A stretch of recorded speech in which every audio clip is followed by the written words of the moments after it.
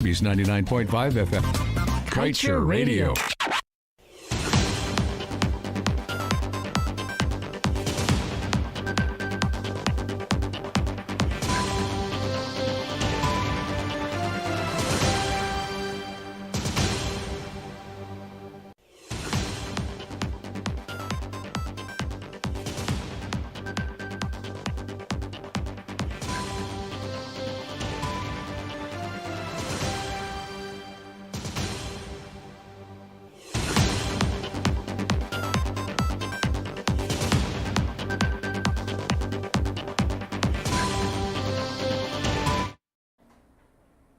Good day, welcome to your News at Noon on Kaieteur Radio. I'm Kevin Smith.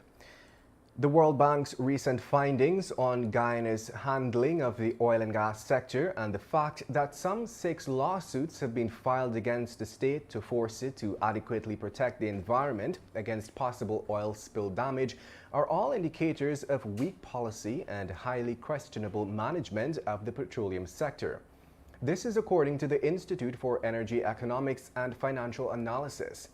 The international agency, which monitors and assesses energy markets, trends, and policies, indicated in its most recent writing on Guyana's petroleum sector that the fight to protect the environment from oil spill damage is ramping up as the government has failed to release the details of the ExxonMobil Esso insurance policy, while a recent oil spill at Liza 2 project has made the potential danger even more realistic.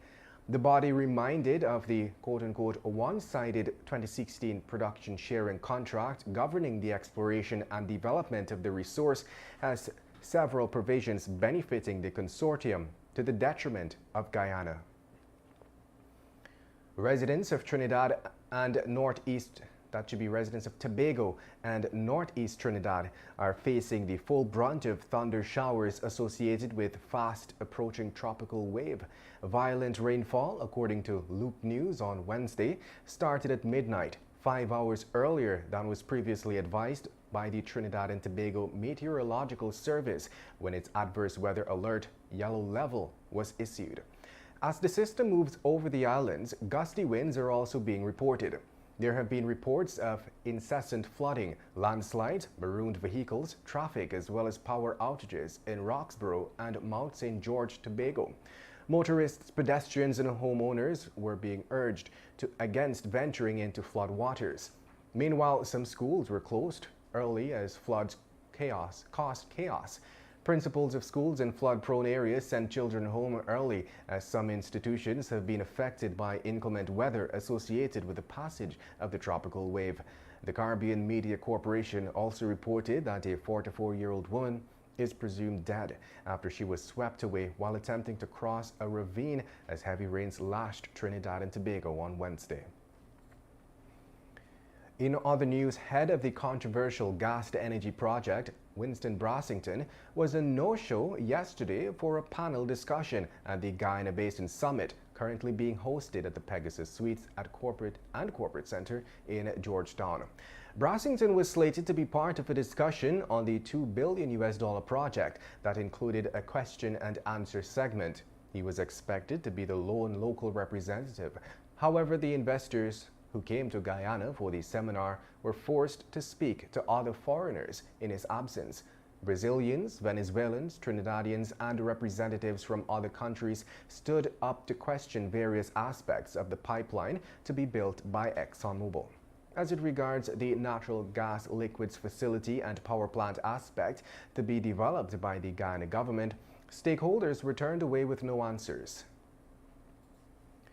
And now let's tell you, residents of Santa Rosa Village, Maruca Region 1 on Tuesday accused their Tushao of being involved in corruption during a protest.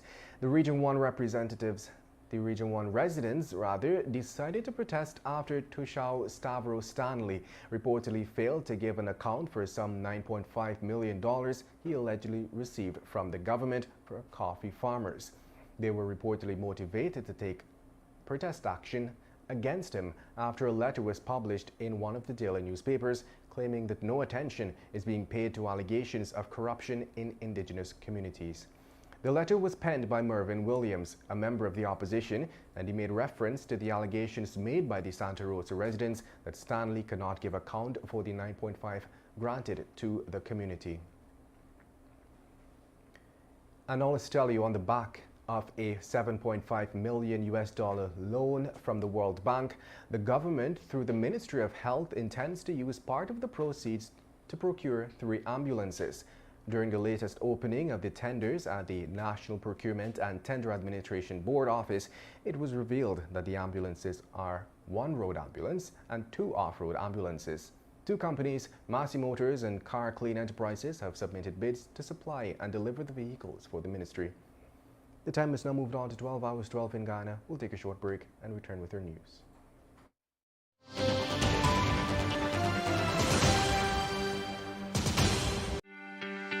This is GHK Lal inviting you to join me weekdays from Monday to Friday on the National Outlook for commentary on a range of issues, immediately after the 12 noon and 7 p.m. newscasts on Kaieteur Radio at 99.1 FM and 99.5 FM. Looking forward to you sharing in the conversation.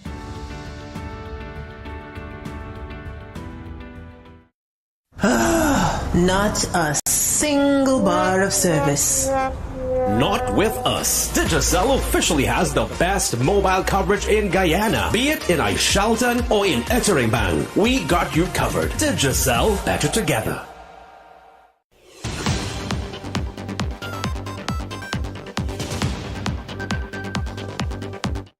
Welcome back. Let us continue with the news. Coming from the New York Post, a longtime MTA boss was fired last week after an investigation revealed he arranged jobs for family members on $18 million worth of contracts he oversaw for the agency, the Post has learned. Ramnaresh Rees Mahabir, a 67-year-old, was escorted out of the East New York bus depot by armed guards last Wednesday, 2 days before he planned to retire in order to avoid punishment, according to multiple sources familiar with the investigation. And the Guyana Revenue Authority's Law Enforcement and Investigations Division instituted 10 charges in the Georgetown Magistrates Court yesterday against Rams Logistics Guyana Inc. for false declarations. GRA said its investigation determined, among other things, that during the period of 2021 to 2022, the company made several untrue declarations. The Revenue Authority said the move to the courts is in keeping with its mandate to ensure there is a level playing field for legitimate businesses and the collection of revenue. It also urged individuals or companies involved in any such illicit activities to cease and desist from and bring their businesses into compliance with the nation's tax, trade, and border laws. Meanwhile, Rams has refuted the claims by GRA. We previously reported that the Law Enforcement and Investigation Division was probing Rams Logistics Guyana for abusing blanket tax waivers granted for the importation of goods to be used by Stabroek Block operator ESSO and its subcontractors. In other news, the revenue stream from the burgeoning oil and gas sector must not stagnate on the coasts, but must trickle down to hinterland communities in Guyana to ensure equitable development in the country. This is according to Lorena Salazar, the Inter-American Development Bank Chief of Operations and Guyana Country Representative. Salazar was at the time responding to a question as panelist on the Guyana Basin Summit discussion. To ensure the success of Guyana's petroleum sector, she explained that decisions must be taken to diversify the economy, which means not only targeting efforts to the oil and gas industry. As such, the IDB country representative, who hails from the oil-producing state of Ecuador, also gave specific advice to the government to ensure each citizen of Guyana benefits from the oil boom. And now let's tell you, the Alliance for Change has proposed a $100,000 across-the-board hike in salary for teachers, and leader of the opposition, Aubrey Norton, said the mental well-being of teachers should be a matter of urgency as Guyana joined other countries in celebrating World Teachers' Day on Wednesday. Norton said one of the immediate challenges today is to recognize that they are not only expected to deliver the curriculum or impart knowledge as we commonly expect, but they are required to also function as advisors and, more recently, counselors. According to him, it is therefore imperative that our teachers too need advisors, counselors, and more particularly, a clean, comfortable, and caring work environment.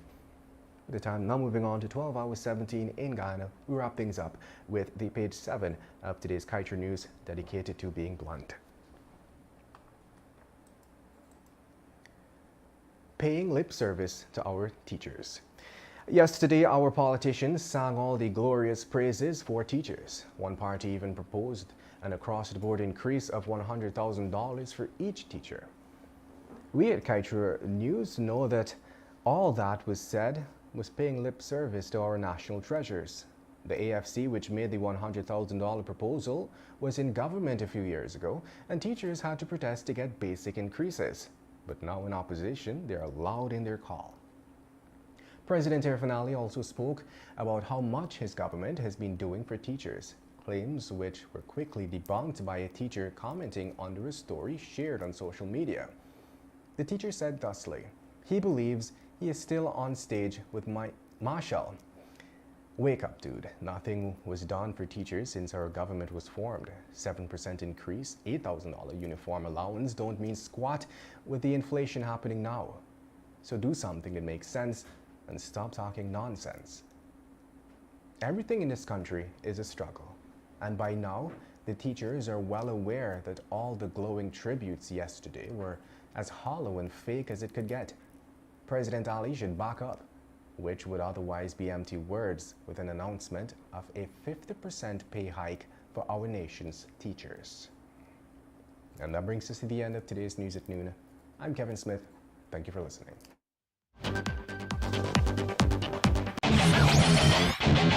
Want value for your advertising dollar? Then place your ads on Kaieteur Radio's Newscasts. Streamed live on 6 different mediums, reaching hundreds of thousands. Advertise today and watch your dollar grow.